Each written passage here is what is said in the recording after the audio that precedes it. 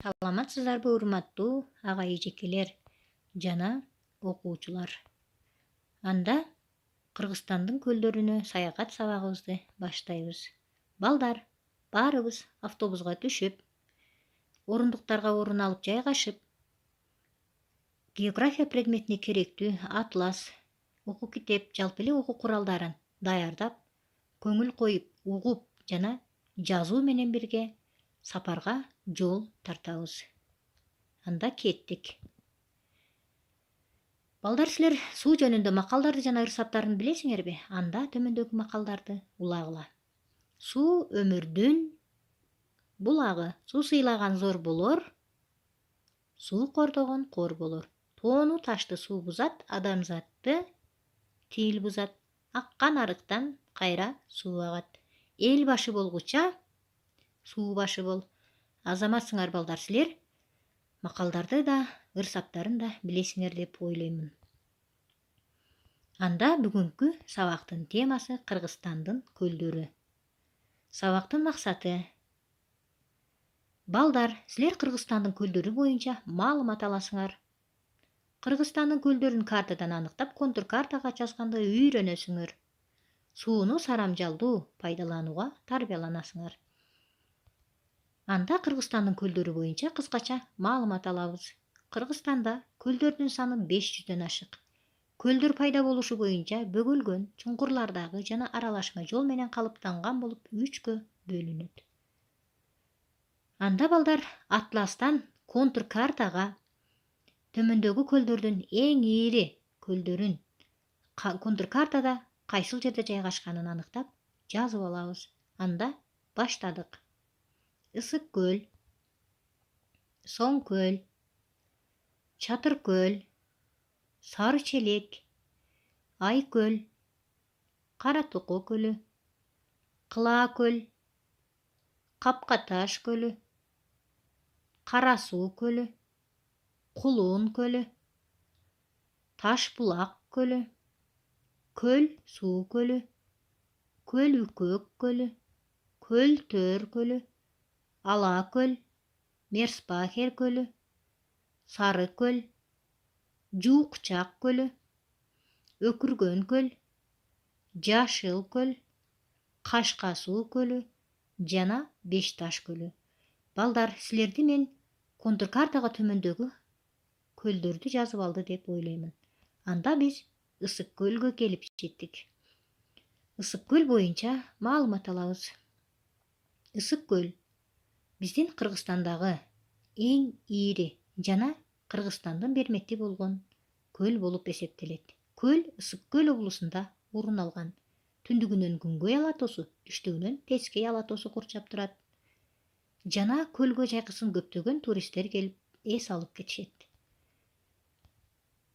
Ысык көл узундугу 182 километр, туурасы 58 километр, аянты 6236 километр квадрат. Көлөмү 1738 километр куб. Эң терең жери 668 метр. Суунун туздуулугу 5,8 промил. Суу топтоочу аянты 15,844 километр квадрат. Куйган дарыялары 80ден ашык. Көлдүн деңиз деңгээлинин бийиктиги 1607 метр. Анда Ысык көл боюнча да кыскача маалымат алдык. Кийинки көлгө сапар тартабыз. Анда кийинки көлгө да келип жеттик. Бул көл Соң көл көлү. Соң көл көлү силер көрүп тургандай эле эң өзгөчө көлдөрдүн бири. Бул Нарын облусунда орун алган. Айланасын баарын тоо курчап турат. Жайкысын көлгө көптөгөн туристтер келип эс алат. Көл боюнча маалымат алабыз кыскача. Соң көл Тянь-Шань тоолорунун кооз көлү болуп саналат. Соң көл деген сөз акыркы көл деген маанини билдирет. Ал Нарын облусунун түндүк батыш бөлүгүндөгү Соң көл тоо менен Молдо тоо кыркаларында жайгашкан зор өрөөнчөдө орун алган. Деңиз деңгээлинен 3016 метр бийиктикте жайгашкан. Көлдүн узундугу 29 километр, ал эми туурасы 18 километр. Тереңдиги 22 метрди түзөт. Бул көл Кыргызстандагы эң ири ичүүчү суу топтолгон жай болуп саналат. Көлдүн бетинин аянты 278 километр квадрат. Соң көлдүн суу топтолгон, агып түшкөн чакан дарыялардын эсебинен толукталып турат. Ал эми көлдөн Соң-көл дарыясы агып чыгып, Оргуштаган Нарын дарыясына кошулат. Анда балдар, биз Соң-көл боюнча да маалымат ала алдык. Кийинки көлгө сапар тартабыз. Кийинки көлгө да келип жеттик. Кийинки көл бул Чатыр көл. Чатыр көл Нарын облусунун түштүк аймагында орун алган көл. Бул көлдүн айланарын көптөгөн бийик тоолор курчап турат. Жана бул көл башка көлдөрдөн айырмаланып, балык жашабайт. Анда Чатыр көл боюнча да маалымат алалы. Чатыр көлүн көркүнө чыгарган, баш аягына жетпей созулган Торгар тоо кыркалары түштүктө созулса, аны түндүгүнөн ат башы тоолорун түгөнгүс кыркалары курчайт. Андагы мөңгүлөрдөн ээрип аккан мөлтүр тунук кашка суулар жерден сызылып чыккан булак сууларына кошулуп, Чатыр көлгө тынымсыз куюп, көлөмүн толтуруп турат. Жалпысынан алганда көлгө 50ден ашуун суулар куят. Алардын ичинен тынымсыз көлдүн толтурган Көк аргын, Муз төр, Таш булак, Муз бел, Айрык, Үч булак суулары бар. Чатыр көлдүн узундугу 23, туурасы 11 километрге созулуп, аянты 170 чарчы километр. Көгөргөн көлдүн күзгүдөй чагылган аймагын түзөт. Анын тереңдиги 17 метрден баштап 19 метрге жетет. Анда балдар, Чатыр көл боюнча да маалымат ала алдык. Кийинки көлгө сапар тартабыз. Кийинки көлгө да келип жеттик. Бул Сары Челек көлү. Сары Челек көлү Жалал Абад облусунда орун алган. Сары Челек көлү боюнча да маалымат алабыз.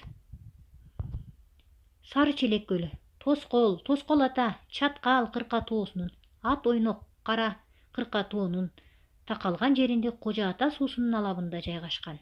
Аксы районунун аймагында. Деңиз деңгээлинен бийиктиги 1873 метр бийиктикте. Узундугу 7,5 километр. Эң жазы жери 2280 метр. Аянты 4,92 километр квадрат. Эң терең жери 234 метр. Тереңдиги боюнча Кыргызстанда экинчи орунда Ысык көлдөн кийинки.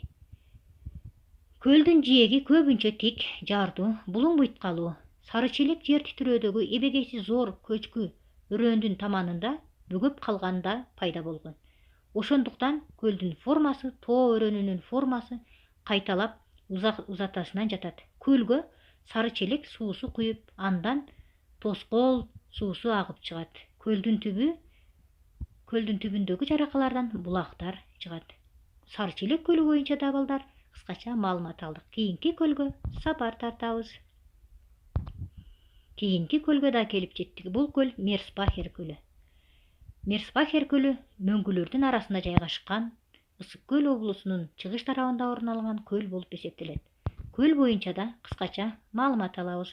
Мерспахер көлүнүн аянты 4,5 километр квадрат, тереңдиги 60 метр, узундугу 4 километр. Деңиз деңгээлинен бийиктиги 3304 метр. Ысык көл облусунун чыгышында түштүк эңилчек мөңгүсүнүн аймагында орун алган. Биз көрүп тургандай эле, бул көл мөңгүнүн арасында жайгашкан көл болуп саналат. Анда балдар, биз көл боюнча көптөгөн маалыматтарды ала алдык деп ойлойбуз. Анда бүгүнкү сабакты бышыктап, блиц суроолорго жооп беребиз. Кыргызстанда канча ири көл бар? 11. Көлдөр пайда болушу боюнча канчага бөлүнөт? 3-кө. Ысык көлдүн аянты 6236 километр квадрат. Соң көлдүн аянты 278 километр квадрат. Чатыр көлдүн аянты 170 километр квадрат. Сары Челек көлүнүн аянты 4,92 километр квадрат. Анда балдар, биз үйгө тапшырма алалы. Үйгө тапшырма контур картага көлдөрдү жазабыз. Кыргызстандын көлдөрүн картадан аныктап, контур картага жазуу жана китептен төмөнкү теманы окуп келүү. Биз сабагыбызды аяктадык. Баардыгыбыз автобустан орун алып, кайра өз аймагыбызга кайтабыз. Көңүл бурганыңыздарга рахмат. Биздин бүгүнкү саякат сабагыбыз аяктады.